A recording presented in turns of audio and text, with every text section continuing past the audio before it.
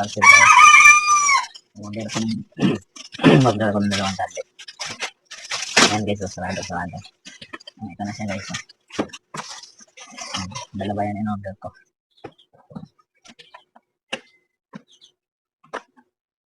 Sarado ka na pa guys.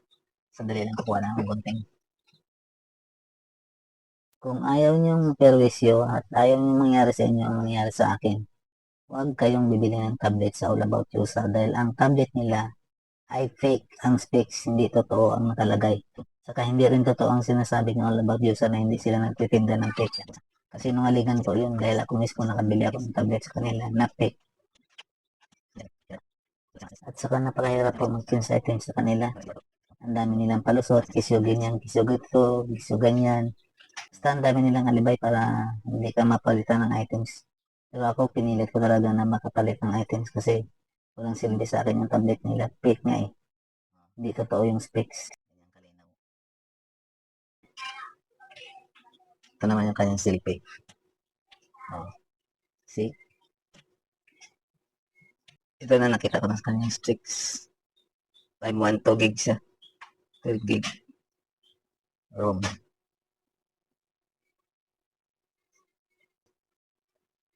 Ito pala yung kanyang specs sa ilalim. And then,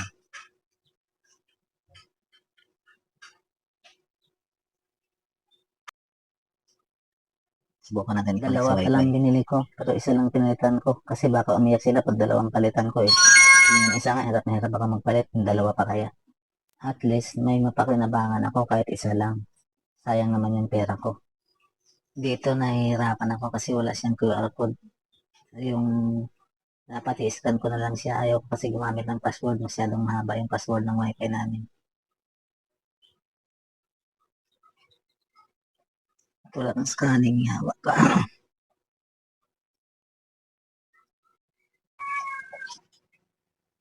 Dahil wala siyang scanning, gumamit na lang ako ng nearby share.